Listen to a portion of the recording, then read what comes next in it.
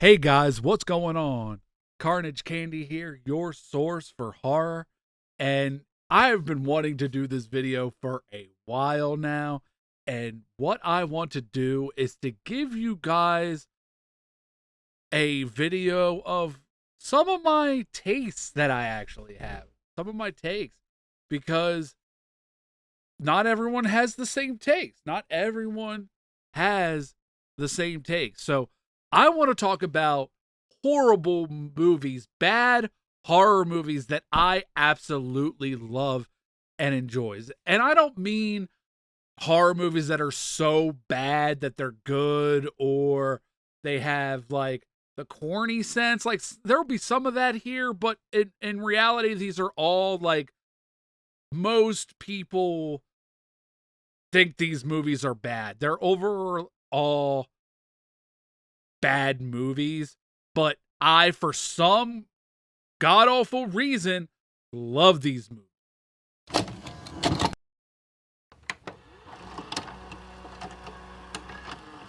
Death scenes are always much more elaborate. More blood, more gore. Carnage, candy. All right, guys, come on over to the Dixie Boy because the first movie I'd like to talk about is written and directed for the first time ever. Cocaine, pre-cocaine era, Stephen King himself with Maximum Overdrive. I'm gonna scare the hell out of you. Maximum Overdrive. All right. I'm not gonna lie here. This one is mostly due to nostalgia. Because when I was growing up, me and my sister and my brother, sometimes my brother wasn't alive for some of it, but me and my sister, my dad and my mom, we would get in the car, head over to Blockbuster or Video Warehouse or something, and this was one of the regulars that we would rent, or we would all watch it on TV. But there's a lot of nostalgia to this movie. Like, I remember watching it with my family a lot and just, like, wondering if this could really happen, if trucks could really take over. Because honestly, Stephen King was out of his mind when he made this. I'm pretty sure he admits it that he was just out of it. Like, he didn't even remember writing some books during this era. So yeah, so it's just really wild, and it was scary when I was a kid. I don't even think it was scary when I was a kid. It's definitely not scary, but yeah, this is purely for nostalgia purposes, and I just can't not like this movie just because it's nostalgia. I can't like say that it's a bad movie because I have so many fond memories of watching this movie. The beginning is hilarious and just so great. You got the stages of machine and electronics like coming to life, like you see it unraveling, and you see the electronics like telling the humans to like fuck off, and they call Stephen King they call him an asshole. They're like, dude, you're an asshole. This machine just called me an asshole. And he's like, man, this machine just called me an asshole. And like they're saying fuck you. They're doing little things, like it's progressing over time. They're just, just woke up. They just woke up. And then they they soda bomb a coach. I think they kill him. Like the soda machine straight kills this soda guy. This guy and his team. His whole team just gets soda bomb. But this story is just so ridiculous. I can't help but love it. These machines are coming to life and they mean fucking business, apparently.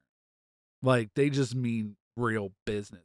And one thing I cannot defend, and I never noticed it when I was a kid. I guess it's because I'm a kid. But this guy, I cannot defend. This guy, what is wrong with that guy? What the fuck is wrong with this guy? He is a pervert. He is a straight pervert. Like, what the heck? Like, get the hell out of here, bro. You can't watch her. We gotta get some gas. That's good, because I got to go to the ladies. Can I come in and watch? No, you can't not come in and watch. Ouch. Like, that's just weird to me. That is just weird in general. Like, why are you trying to watch someone go to the bathroom? Like, you're so weird. This story is just so ridiculous. You have to, like, I'm not making it, but you have to appreciate what he does with this ridiculous story.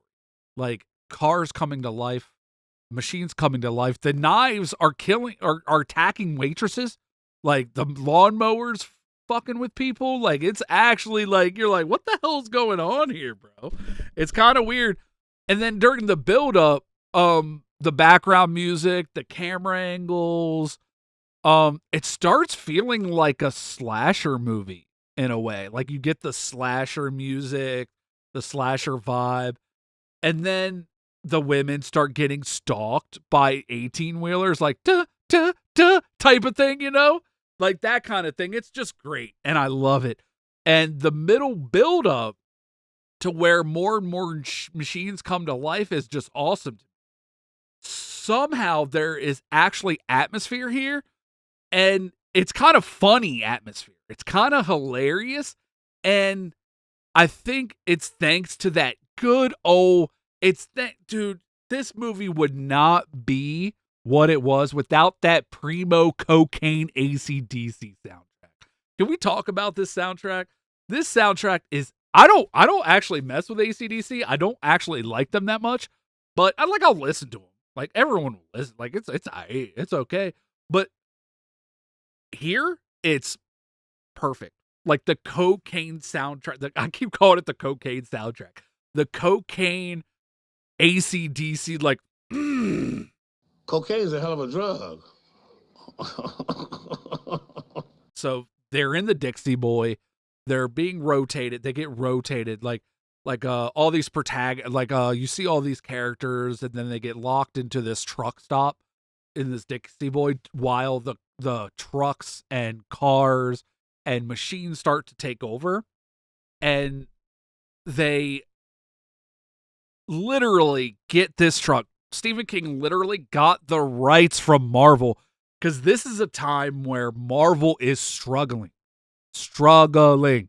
And they get the rights to put the Green Goblin on the fucking truck, like, straight up. And I thought it was iconic then. I was like, that's really iconic. Like, when I watched it, I didn't watch this when it came out. I don't think I was alive, actually. But I always thought it was iconic. So when I saw it at cons, I always pointed it out because I always thought it was an iconic truck. And it's just so iconic. And when we're at the Dixie Boy, I've always been annoyed at this, like, scenario in general. They get locked into this truck stop because they're scared to go out because, like, trucks are killing people and stuff, like, hurting people. And it's a goofy cast of characters. We got Bob, I think his name is, but the older guy, he's an asshole boss, like, and the girl, I feel like the woman is kind of plain, like plain Jane, like, some of the words some of the dialogue, this dialogue is insane. Some of the dialogue alone that she has is literally wild to me. It's just so weird, and I don't understand it, and it's just so odd. Like, people don't say this kind of stuff. It's just weird to me. So I've always been annoyed at the situation where they're just all in the Dixie Boy truck stop, and they're all just in there, and the trucks are just rotating and circling the restaurant. Like, for what? Like, why are you even mad? Like, why are they even mad though? Like, are they trying to take over the world? I think that's probably what they're doing. But why are they mad? They're mad. Like, they're actually fucking mad. Like, they're actually mad. And I already don't like the one girl with the pervert boyfriend that wanted to watch her pee. But, dude, I hate her throughout this entire film. She just gets worse. She doesn't shut up, and she's loud and obnoxious and makes sure that everybody around her knows what she's saying and, like, has to, she's just annoying. Like, she's so annoying. I hate her. Like, I just want her to die. Like, I'm just like, why can't, like, y'all just let a truck, like a punch bug come in real quick and just off her? Because, like, I'm just so fucking sick of her. Like, I really don't like her. And I love the scene where the truck tries to run them over to that sweet, sweet soundtrack, baby. Because, oh man, just please run her over. Please do it. I don't like her. There's no way that you're not, like, just kill her, dude. Just kill her. And back to the dialogue. I just don't know if it was on purpose. Like the cheese. Like, I feel like the cheese of this dialogue was just on purpose, honestly. Like, it's hard to know. Cause like, is it? Like, I don't know if he's actually trying to make this bad or not. Cause it's like Stephen King, he wanted to do it himself. Cause like people can't do his work or whatever. He said like he had a problem with like people fucking up his books. But like, That's what I was doing before every machine in the world went into maximum overdrive. like, this is bad. Like, this is funny as shit. Like, people don't like talk like that, you know? But like, there's no way. Like, I don't know if he did, but I love it. It's charming, but it's bad. Like, I know it's bad. I love it. The green stuff, like you see in the sky, that green stuff, it looks terrible. Like, that stuff looks like, what is that? Like, I know technology was limiting, but that's probably the worst effect I've ever seen in any movie, actually. Any. Like, they had better stuff. So it's cool that they couldn't pick a better hero than none other than Emilio Estevez. Estevez. I hope I said that right, but Primo, Alpha, Breakfast Club, dude. And you, sir, are without a doubt one of the biggest fuckheads I've ever met in my life. And they finally try to fight or get away from the trucks that are just ready to kill the human race. They find, like, after like a day, or like they wait till night, like all day, they decide to like leave. You know, they finally decide to do that. But there's a subplot where this kid rides his bike all the way from the beginning of the movie to the Dixie Boy. Like, I guess he's at his crib or from school or something like that. And he rides it, like, you kind of follow him throughout the movie. It like cuts to him, and he comes all the way to the Dixie Boy to find out his dad's dead. Like, he's just, and like the boss tells him in the worst way possible. He's like, yo, so your dad's dead. You came here for nothing. Sorry. And they're just like, dude, fucking asshole. Like, why? Yeah, a lot of this is nostalgia, I think. I think a lot of this from this movie is nostalgia to me, but I'm not sure. So when you think it's all safe the next day, it's calmed down, they're running out of gas. All of a sudden, this buggy comes with the goddamn machine gun, bro. Like, what the hell? Why you got the machine gun for, dude? Like, oh my God. And it's like hilarious how they show it. Like, he's like, dun, dun, dun, here it comes. Like, he's like, yep, fun and games are over, bro. Like, come on, dude. They really trying to fight or get away from these trucks, you know? Like, this is the funniest scene. The lady comes outside and she's like, we made you, lady. She's like, we made you. We made you! Can't you understand? Want to know? You can't do this! We made you! And it's like, yo, can you not? Like, you're causing more problems.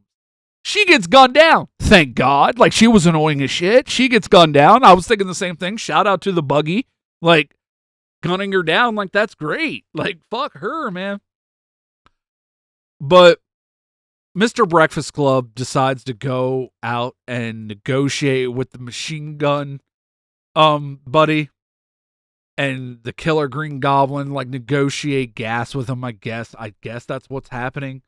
But I don't really know why. Like, they're cool now. Like, they're cool. They're like holding them at gunpoint for gas. I guess that's what it was. And it just gets weird from there. I don't even know how the situation gets solved. They just kind of like go back to normal. Like, okay. That was why. Like, but I have nostalgia for it. I love it for its flaws, but I also like some good things. I like the soundtrack. I like the iconic car, the truck. But I don't know, Stephen King, man, you're wild, bro. You wild. This movie's fucking great, and I love it. So if you haven't seen Maximum Overdrive, check it out, dude. It's great. All right, so the next video on my bad horrors movies that I love list is going to be a little movie called Stay Alive.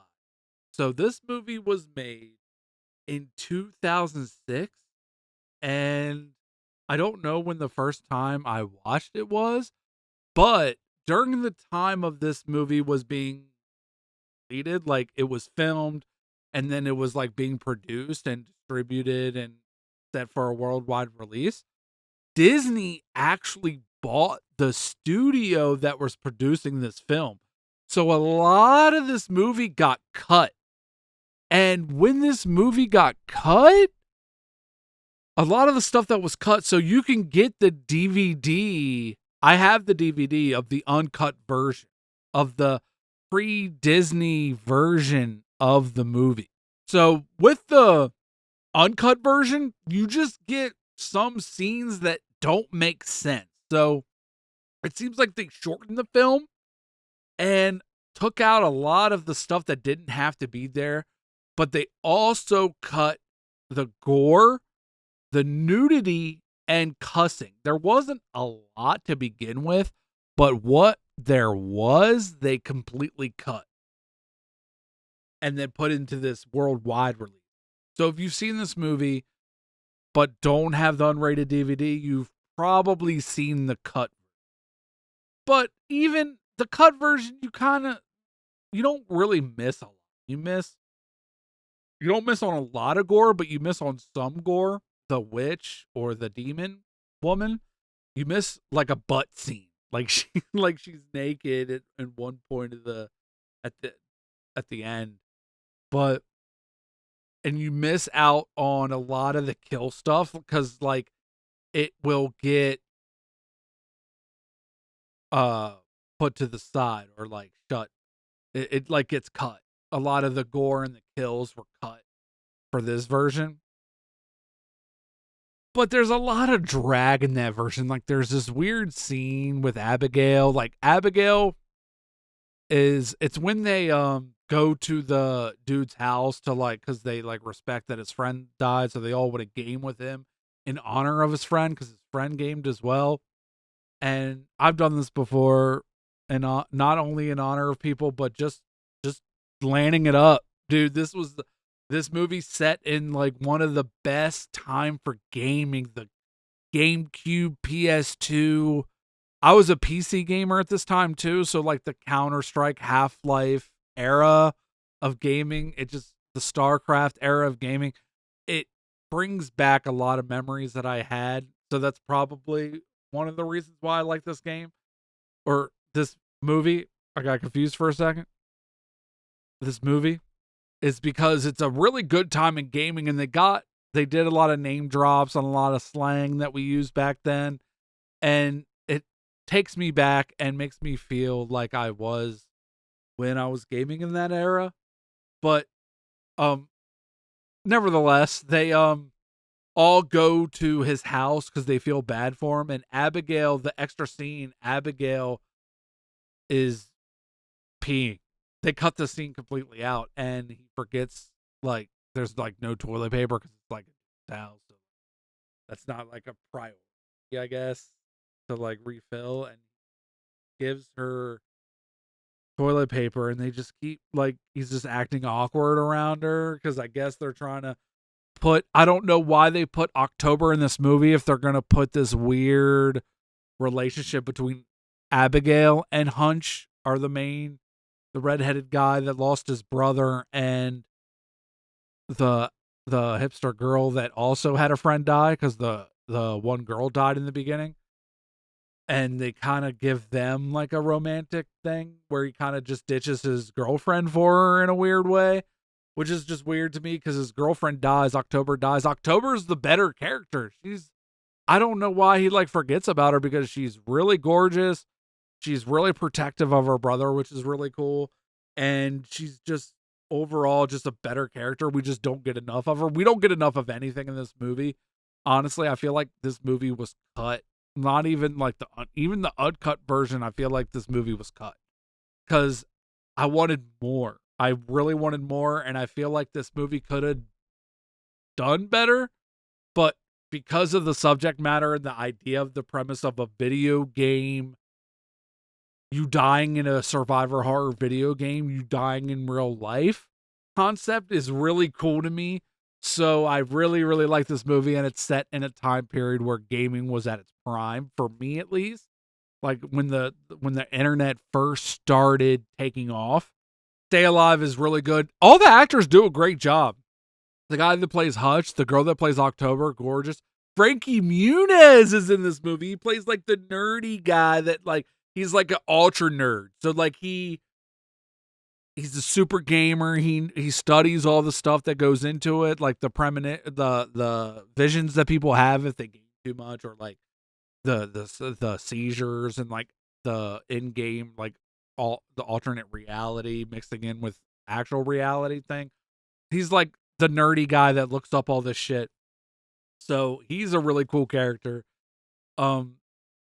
October's brother, I don't remember his name, but the guy does a great job as being like the asshole. Bro. Do it. Dude. Put your hands on it. You're disgusting. Touch it. Like the guy that just wants to game and like fuck around and smoke weed and like just have a good time. Like he just seems, he's a really cool character to have, and it's the October and his dynamic is really cool to me. I just feel like the Disney like cut a lot of good stuff in this movie, especially the gore, the carnage, candy, and some of the story. Like it cut like how they figure out, how they confirm October's theory that this witch or this woman paranormally has this game possessed, and they're dying because of this woman. Yeah, I really like this movie, and it's hated. People hate on it, and I watch it all the time, and I really like it. All right, the next incoming movie, the next bad movie that I just love, like this one's pretty bad. So this is 2008's M. Night Shyamalan's The Happening.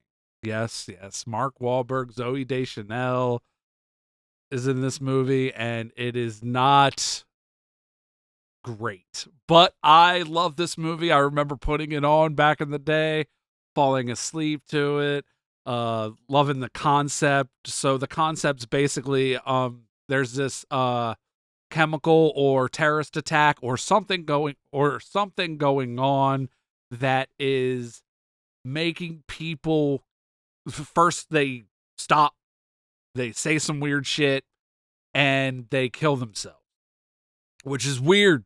It's a weird situation. And it's set, like it starts right in Philadelphia. You get Mark Wahlberg as this teacher, as the protagonist, and his wife, actress Zooey Deschanel. She's in this, and he's a science teacher, and he's talking about these bees and how they just disappeared, and comparing it to something that Einstein said about how like once the bees start disappearing, we have like 4 years to live or something. And it took that concept. I guess that's where M. Night got the idea from. I'm not sure. But unless he like time traveled and got the idea from Bird Box. No, I'm kidding.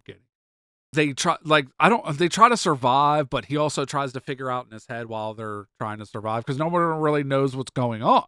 First things first, one thing I didn't notice back in the day, like 2008 when this came out, and when I watched it a lot, 2009, whatever, the dialogue is so bad. Like, you really know how bad it is when it jumps to New York City and these construction workers are talking and having a conversation, and it seems so forced. It seems like a bad Visit New York City commercial where like the dialogue is like pamphlet level, like advertisement level dialogue, and it sounds like stock dialogue almost. It sounds so corny, but I kind of love it. I really love the scene where like the men just all like the construction workers all jump from the building and you're like, oh shit, this is like actually crazy. And it gets you thinking like, what is really, I really like the concept and like the whole thing. You're just like, what is going on? Like, what is actually happening? No, I'm kidding.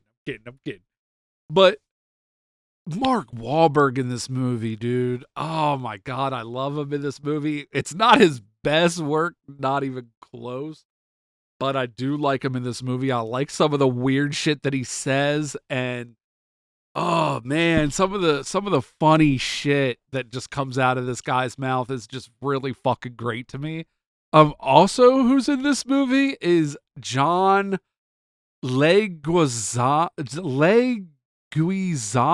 I probably butchered his last name, but he's in Land of the Dead. He's in the Super Mario Brothers movie. He's in some other things that I like. He's in like some zombie movies, and he's in a lot of other movies that I really like, and I really like him in the movies that he's in, and I like him in this one. He plays the best friend. He's trying to get out of the city with them, tries to give him friendly advice that ends up backfiring, and he ends up leaving his daughter to go find his wife because she's in Princeton. He's in Philadelphia when he actually goes to like the middle of nowhere in Pennsylvania, which is, I lived in Pennsylvania for a good amount of time, and it is very easy to get lost. It's very easy. Like most of it is just nothing. There's Harrisburg, there's Philadelphia, there's Pittsburgh, and then there's nothing other than that. So everybody's just like in the middle of nowhere. And then they start thinking that heavier populations are being affected by this, whatever's going on, whatever's happening. They say that a lot. Like in this movie, it's actually kind of annoying. Like the one, like everybody's like, oh, whatever's happening. This is whatever that's going on. Whatever's happening. Like it's happening. What this like, it's really annoying actually. Like it's actually kind of dumb. But, speaking of, everyone's saying like what's happening, I really like this hot dog guy. You know, the guy that owns the plant nursery, and he's like offering Zooey Deschanel's character and Mark Wahlberg's the science teachers, he's offering them hot dogs. You know, hot dogs get a bad rap. They got a cool shape. They got protein. You like hot dogs, right? And he's like giving them a ride after they all met in the town they got deserted with when they took the train out of Philadelphia. And he is just the greatest character. He's such a weirdo, but he's so humble and like nice. And I just love this guy. Oh man, that guy's really cool. And also what's really weird, when John's character disperses from Mark Wahlberg's and Zoe's and his daughter Jess to go to Princeton, the guy that's driving the Jeep to get them away from like the small town they ended up in is Brian O'Halloran. Brian O'Halloran from the Clerks and Kevin Smith world of film. And I thought that was kind of cool because I knew it as soon as he turns and gives him that shocked look. It reminded me of the scene in Clerks where Randall says some weird shit about the funeral they go to, and he just turns and it's like dead on. Like that's how I noticed who it was, because you don't see a lot of him in the movie actually. But the dialogue is very, very, very, very cheesy and very great. M. Night Shyamalan doesn't know how people talk. It seems like either that or he's hit or miss, because he'll have like movies like The Happening, and then he'll have, like before that he had a movie like Signs, like he hit us with. Like he had like The Lady in the Water, and then he'll come out with some banger like Knock at the Cabin. I think Knock at the Cabin was really cool. But this one is like one of the bad ones that I thought was good until I started seeing like on the internet people talk about this movie and how like everyone hates it and it's like really bad. But I really like it. Rotten Tomatoes didn't like it either, but fuck Rotten Tomatoes and like how that is, you know, like they don't judge how I view these horrible movies. Like, I know they're horrible. Stop. Like, don't tell me that. Like, fuck you. They're good. The Happening was good. If someone came up to me and said, who did it better, Bird Box and The Happening? I would say Bird Box. Nice answer, Jake. Because the movie, Netflix's Bird Box, was Sandra Bullock, I believe. That movie is just tons better. So if you haven't seen Bird Box, go watch that instead. But if someone asked me, was like, do you prefer The Happening or Bird Box? I would pause a second, because like I have so much like love for The Happening, and I've seen Bird Box like once or twice maybe, but I would probably still say Bird Box, because overall it's probably better made. It's like a better made movie, but everything is to like is in this movie, and I've showed this movie to a couple of my friends, and they enjoy it too. So I'm glad I'm not like the only person on this island of movies. The music's cool too, but what I like about Zoe's character is, one, she gives it some life. She gives it a little bit of life, but also I like how they bring out her eyes in the movie, like how blue her eyes are, and like blue in the blue sky, and like I really like the colors in this movie. The colors in this movie are really, really good. The color grading is really good, and that's what I like the most. The whole Joey thing was kind of weird, and like the dialogue of them talking about it was like super weird, like, and like him joking about it later was just super awkward and funny. Like, I was just like, I really like this movie. Check it out. The Hot Dog Man, you're really cool. And oh yeah, I forgot to mention, you know what I really hate in this movie, and I always hated? I hate the product placement. I feel like Apple, like the iPhone, did product placement in this movie, because there's a scene where he's like, oh my god, there's some crazy shit happening over in blah blah blah town. This guy sent me a video, and she like pulls out her camera, and it like zooms in on the camera, like so that you see what phone it is. And it's like when the iPhone first came out, so it just looked like for like an ad for like an iPhone at that point. That actually pissed me off ever since I was a kid, or I wasn't even, like when I was 18, 19, 20, like when I was watching a lot of movies. That shit, I was like, God, I hate when they do this shit. But other than that, like I really like this movie. Mark Wahlberg did a really good job. The old lady in the middle of nowhere did a really good job. I really like her, and some of her like paranoia is like, you could tell why she like lives so far away from people, because she doesn't probably mingle with people well, and she's like super paranoid about them taking her stuff. She does great. She's so creepy. And plan on murdering me in my sleep. What? No. It's kind of weird that she gets attacked by this plant stuff. Like they end up finding out that it's like plant, like not finding out, but hypothesizing that it's like plants giving off this chemical that's making people kill themselves because they're harming the environment, which is kind of preachy, but I don't think he does, like, it's not really preachy in the movie. I don't feel any kind of like, I don't feel any preach, like political views like pointed out on this or anything. I never felt like that, but I just like the movie in general. It was really cool. Me and my brother watch this movie all the time, and we make fun of it and quote it all the time, and this is what I always go back to.